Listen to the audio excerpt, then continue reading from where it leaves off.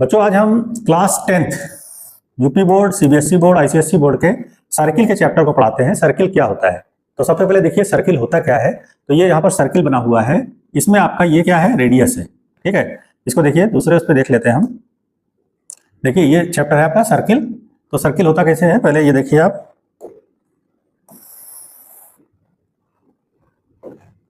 ये बना हुआ सर्किल, इसका ये क्या कहलाता है, सेंटर। इसको कहते हैं सेंटर या केंद्र कहते हैं, सेंटर। ये इसकी कहलाती है रेडियस, या इसको कहते हैं हम त्रिज्या। ठीक है, ये रेडियस कहलाती है। टोटल पूरा अगर जो ले लेंगे तो ये कहलाता है डायमीटर, ये इसका कहलाता है डायमीटर, या इसको हम कहते हैं व्यास। ये व्यास कहलाता है, ये कहलाती है त्रिज्या, और ये इसका कहलाता है केंद्र, ये वृत्त कहलाता है। हिंदी में इसको कहते हैं वृत्त, सर्किल या हिंदी में कहते हैं वृत्त। ठीक है, या इसको इंग्लिश में कहते हैं सर्किल।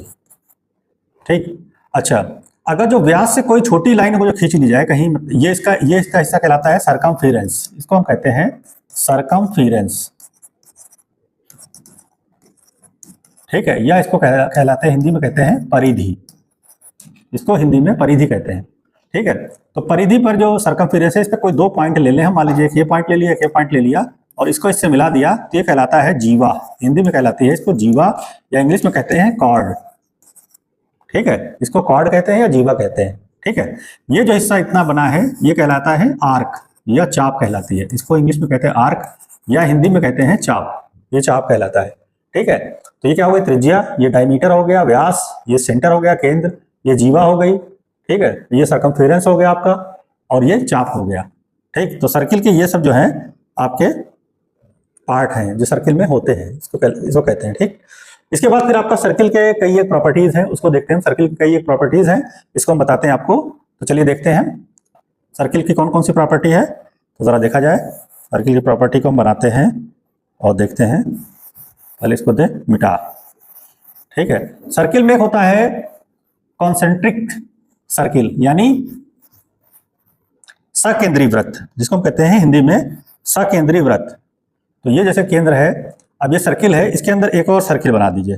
ठीक है, इसके अंदर एक और सर्किल हम ले लें इस टाइप से, फिर उसके अंदर एक और सर्किल ले लें, तो उसका जो हम वो बना दें, ये सेंटर बना दिया हमने, तो ये कहलाते हैं सकेंद्रीय या कॉन्सेंट्रिक,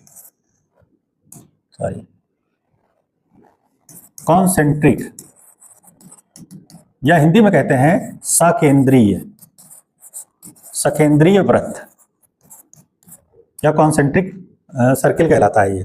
ठीक है, उसके बाद फिर आ जाता है आपका equal circle.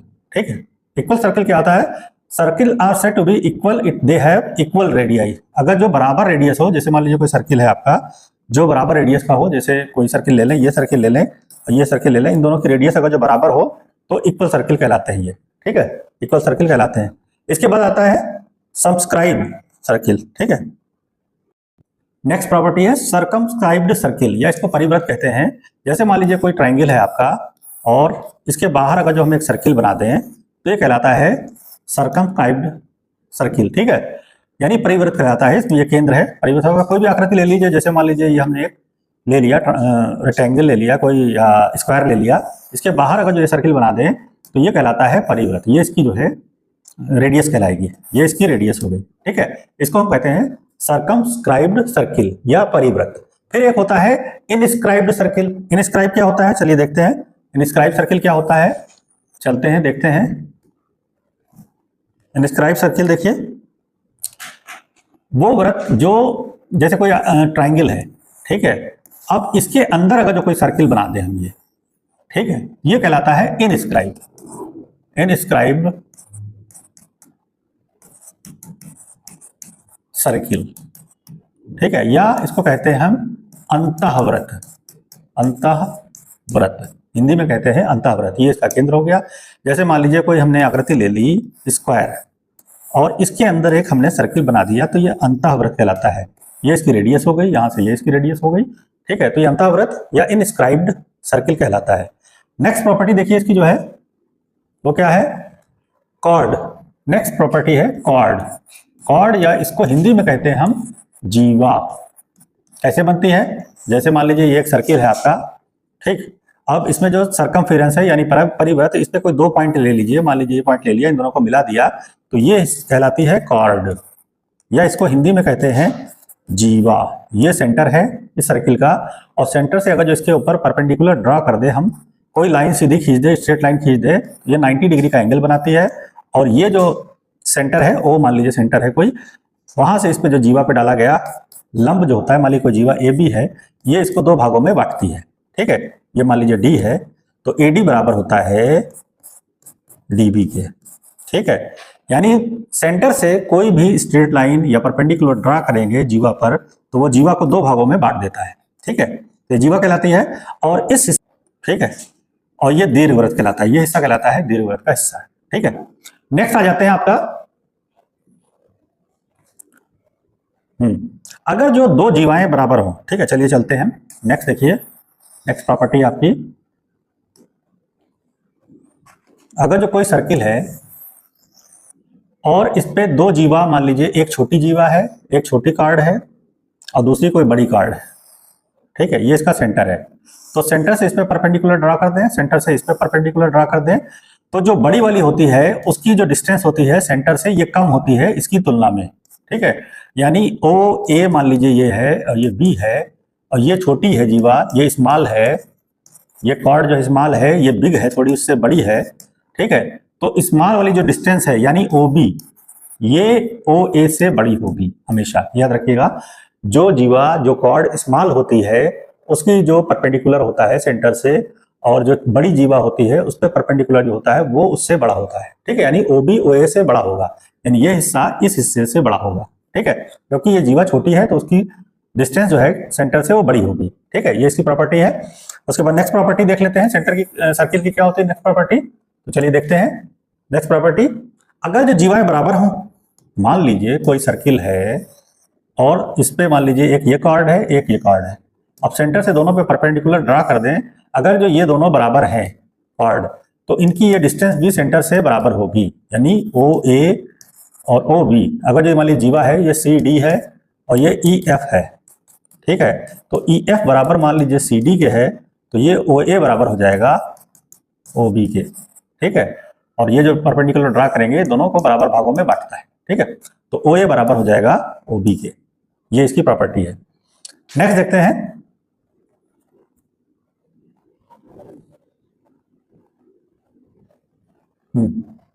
Arc and it's type. Arc देखिए क्या होता है, ये एक सर्किल है, ठीक है, अब ये एक पॉइंट है यहाँ पर, इन दोनों को मिला दिया जाए तो ये हिस्सा कहलाता है आर्क।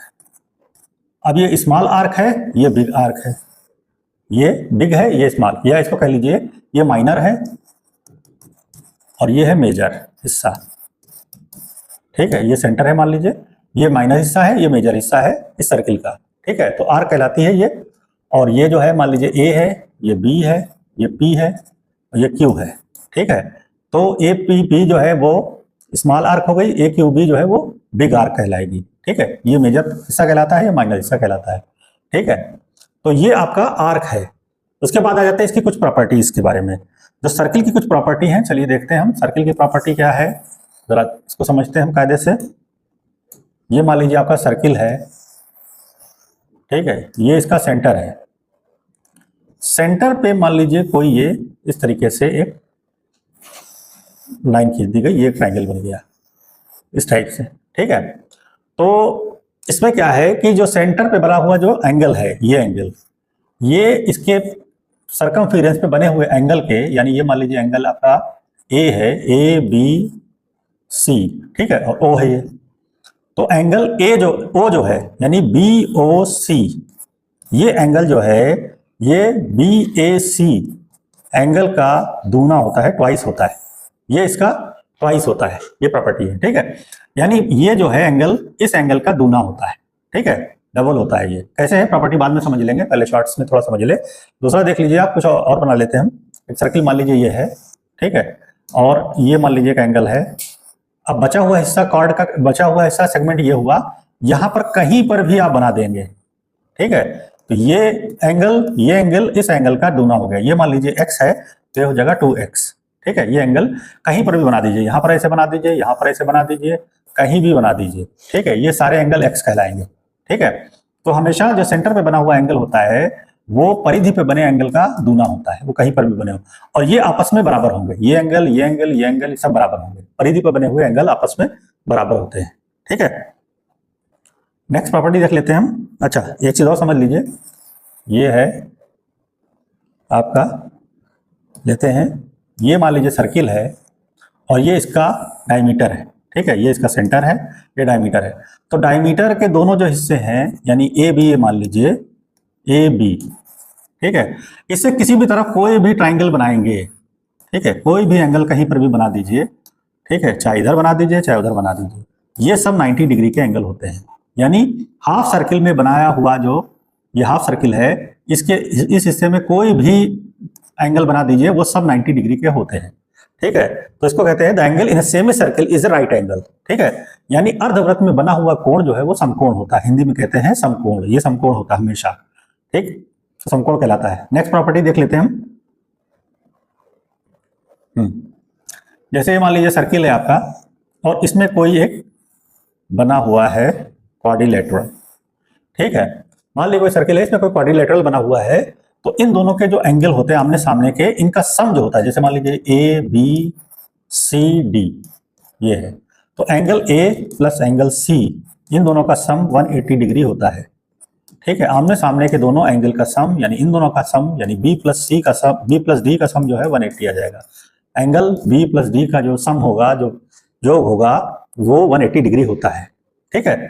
तो क्या होगा, the opposite angle of a cyclic quadrilateral is supplementary, यानी दोनों एंगल का सम जो होगा 180, सप्लीमेंट्री का मतलब होता है 180 डिग्री होगा, ठीक है। नेक्स्ट प्रॉपर्टी हम आ जाते हैं।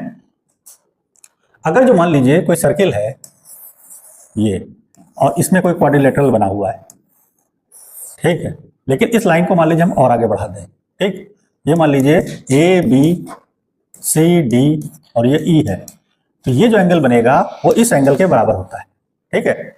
यानी सी ए डी ई बराबर हो जाएगा ए बी सी के, एंगल ए बी सी बराबर हो जाएगा एंगल ए डी ई के, ये प्रॉपर्टी होती है, ये एंगल बराबर इस एंगल के होता है, ठीक है। उसके बाद नेक्स्ट आ जाते हैं हम प्रॉपर्टी, नेक्स्ट प्रॉपर्टी देखते हैं, प्रॉपर्टी क्या देखते हैं, क्वेश्चन ही देख लेते हैं, यहाँ पर जैसे लिखा है प्रॉपर्टी ही देखते हैं। ये कोई सर्किल है और इसमें ये मान लीजिए कोई क्वाड्रिलेटरल बना हुआ है इस टाइप से, ठीक है, ये इसका सेंटर है और सेंटर के ऊपर ये बना हुआ है और ये मान लीजिए आपका 110 डिग्री है, ठीक है। तो ये एंगल कितना हो जाएगा, इसका आधा होता है यानी 55 डिग्री। तो ये एंगल पूछ रहे कितना होगा, तो इसका और इसका सम होता है 180, तो यहाँ पर 55 हो गया, तो यह आ जाएगा 125 आ जाएगा, ठीक है। तो ये हो जाएगा, इस टाइप से आपके क्वेश्चन एग्जाम में आते हैं। नेक्स्ट देख लेते हैं क्वेश्चन क्या आता है। जैसे क्वेश्चन आपका दिया हुआ, कोई ये सर्किल है और कह रहे हैं इस टाइप से बनी हुई है ये फिगर, ठीक, ये बना हुआ है और ये कह रहे हैं ये 70 डिग्री है, तो पूछ रहे हैं इसमें क्यू ए आर, ये ए क्यू आर दिया है, तो क्यू ए आर पूछ रहे हैं, Q A R, angle Q A R, चूंकि ये 70 डिग्री है इसलिए ये जो है यहाँ पर देखिए ये 70 डिग्री है, ये दोनों बराबर है आपस में, ये भी 70 डिग्री आ जाएगा, ये 70 आ गया तो ये आ गया 40, ये 40 आ गया, तो ये चूंकि आपस में एंगल ये दोनों बराबर होते हैं इसलिए 40 डिग्री हो जाएगा, तो 40 डिग्री आपका हो जाएगा ये एंगल। इस तरीके से इसकी क्वेश्चंस को हम लगाएंगे।